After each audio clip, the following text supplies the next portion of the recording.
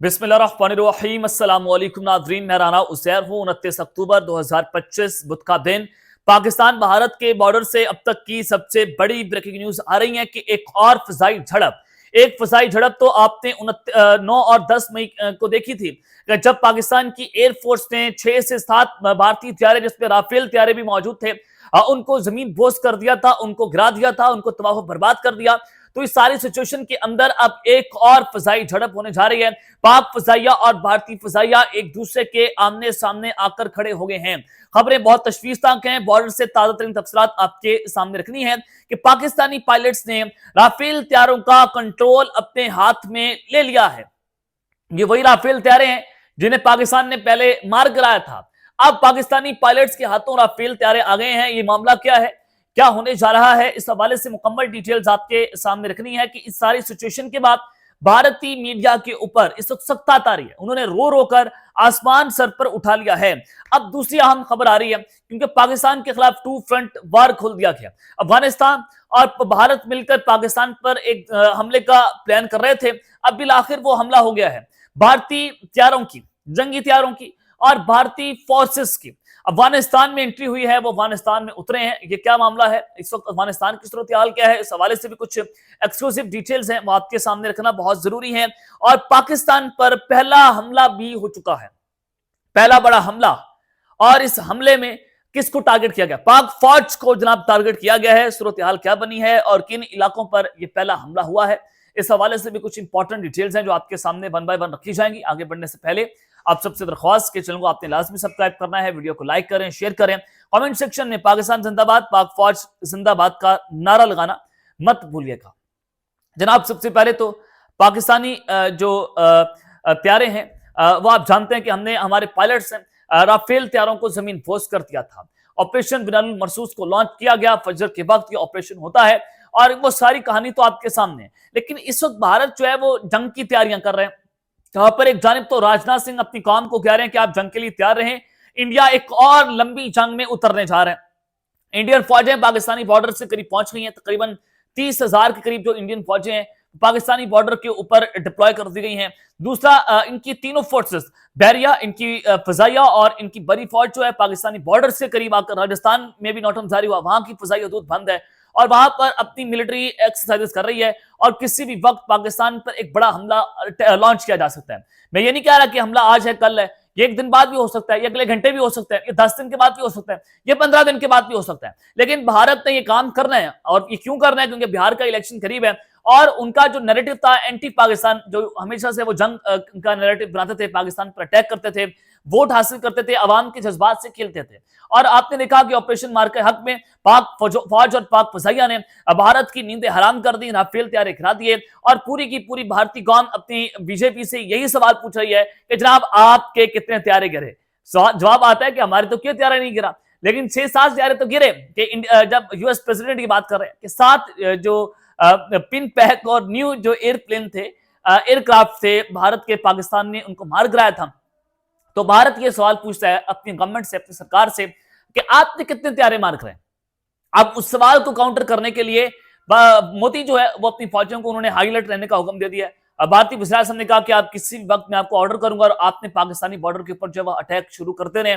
और भारतीय फौज ने ये एक उनके चीफ जो है उन्होंने एक फाइल जमा करवा दी है और उस फाइल में बता दिया गया मुकम्मल तौर पर चीजें, बताया गया कि 3 माह के लिए हमारा जंगी साजो सामान मुकम्मल है, जंग की मुकम्मल तैयारी है, ऑपरेशन सिंदूर 2.0 बहुत खतरनाक हो सकता है और हम पाकिस्तान पर ताबड़तोड़ हमले लॉन्च कर देंगे। लेकिन पाकिस्तान जो है वह हर महाज पर जो है वो बड़ी कामयाबी के साथ आगे बढ़ रहा है।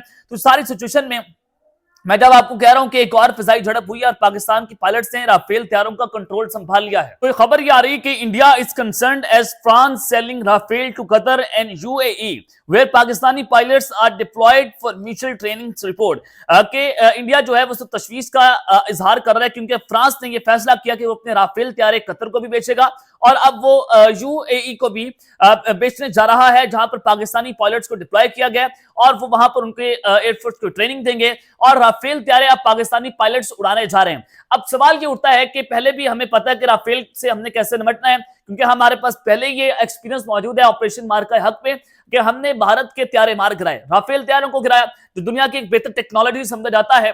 पाकिस्तान ने उसको जो है वो निस्तो नाबूद किया।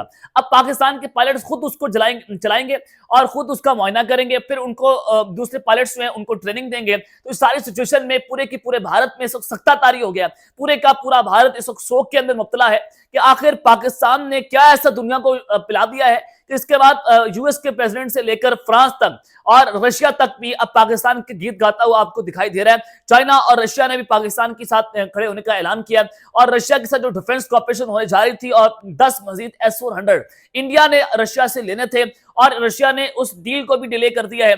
दूसरी जानिब जो ताजिकिस्तान के अंदर इंडिया का एक फौजी एयरबेस थी वो भी रशिया और चाइना के दबाव में आकर इंडिया को वो खाली करनी पड़ी है।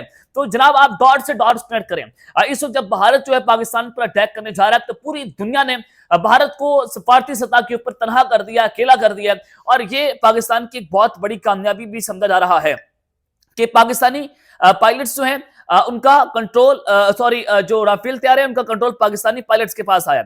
अब दूसरी जानिब भारतीय फौजें जो हैं वो भी अब चूंकि हाई अलर्ट के ऊपर है, उनकी भी इज्जत बेइज्जती का सवाल आ गया। इज्जत बेइज्जती का सवाल यह कि उनके फौजी इस वक्त मुकम्मल तौर पर हाई अलर्ट वो इस वक्त बॉर्डर्स के ऊपर आ गई हैं, वो ट्राई एक्सरसाइज कर रही हैं। अपनी आवाम को चूरन बेचा जा रहा था कि हमने पाकिस्तान पर अटैक करना है क्योंकि 6 नवंबर का इलेक्शन जीतना है। तो इस सारी सिचुएशन के अंदर जब वो अटैक नहीं करेंगे तो 6 नवंबर का इलेक्शन कैसे जीतेंगे जब पूरी भारतीय कौम जो है उनको थू थू कर रही है। तो इस सारी सिचुएशन में खबर आ रही है कि भारतीय फौजें भी अब अफगानिस्तान उतरने जा रही हैं। एक तो बगराम एयरबेस के हवाले से आ रही है कि इंडिया को ऑफर दी गई है कि आप बगराम एयरबेस के अंदर दाखिला डालें और आप वहां पर एंट्री मारें और आप उसके अंदर उसका कंट्रोल संभालें।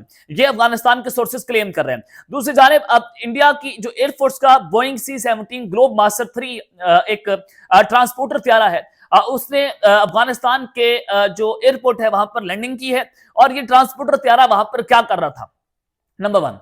दूसरा यह कि जब अफगानिस्तान ये कह रहा है कि हमने इस्लामाबाद को टारगेट करना है और इंडिया और अफगानिस्तान मिलकर अब इस्लामाबाद पर हमला करने जा रहे हैं और उनका ये त्यारा ट्रांसपोर्टर त्यारा वहां पर जाना, तो क्या वहां पर कोई ड्रोन्स पहुंचाएंगे, क्या वहां पर कोई असला पहुंचाएंगे, वेपन्स पहुंचाएंगे? ये सवाल भी अपनी जगह के ऊपर जनाब खड़ा हुआ है कि जब इंडिया और अफगानिस्तान के दरमियान डिफेंस कॉपरेशन की बात हो रही है और उनके दरमियान मुआहदे आगे बढ़ रहे हैं और इंडिया जो है वो अफगान तालिबान की इस रजीम को एक्सेप्ट करने जा रहा है और फिर काबुल में अपनी एम्बेसी खोलना, तो फिर ये इंडिया एयरफोर्स की जो ट्रांसपोर्टर तैयार है उसका वहां पर उतरना, ये बताता है कि दोनों मिलकर पाकिस्तान पर इकट्ठा अटैक करने जा रहे हैं कि जब अफगानिस्तान और जो पाकिस्तान है उनके दरमियान मुज़ाकरात हैं वो नाकाम हो गए। पाकिस्तान ने अल्ल ऐलान इसका जंग बजा दिया है। हमारे डिफेंस मिनिस्टर ने कहा कि अब ये अफगानी अवाम जो है उनका कब्रिस्तान बनने जा रहा है और ये जो तालिबान के रजीम है इनको टारगेट करने के लिए पाकिस्तान को कोई फुल फ्लेज वार में भी उतरना नहीं पड़ेगा। हम इनको रास्ते से हटा देंगे, इनके लिए जमीन तंग कर देंगे। बड़ा खुल्ला पैगाम जो है डिफेंस मिनिस्टर ख्वाजा आसिफ की जानिब से वहां पर दिया गया। तो एंड उसी मौके पर इंडियन एयरफोर्स का त्यारा अफगानिस्तान में लैंड करना ये बताता है कि कुछ बड़ा होने जा रहा है और ये बहुत ही बड़ी और अनयूजुअल एक्टिविटी है और उसकी टाइमिंग्स भी बहुत इंपॉर्टेंट है। अब पाकिस्तान के ऊपर जो पहला हमला हुआ है जरा आप वो भी खबर सुन लें। Military vehicle is seen on fire in central Kurram Khyber Pakhtunkhwa. एक मिलिट्री व्हीकल जो है ये खुरासान डायरी रिपोर्ट कर रहा है कि उसको सेंट्रल कुरम का जो इलाका केबीके में वहां पर फौजी गाड़ी को आग लगा दी गई है। सिक्योरिटी फोर्सेस जो है उनकी गाड़ी वहां पर जा रही थी और वहां पर आईईडी के साथ बम धमाका हुआ जहां पर 6 हमारे सिक्योरिटी एहलकार जो है उन्होंने जामे शहादत नोश किया जबकि 14 उसमें जख्मी हुए हैं और 3 अभी तक वहां पर ताहाल जो है वो बताए जा रहे हैं कि वो मिस हो गए हैं। और ये एक बहुत बड़ा और खतरनाक तरीन अटैक कुरम के अंदर के पीके में टीटीपी की जानिब से किया गया जो भारतीय प्रॉक्सी समझा जाता है।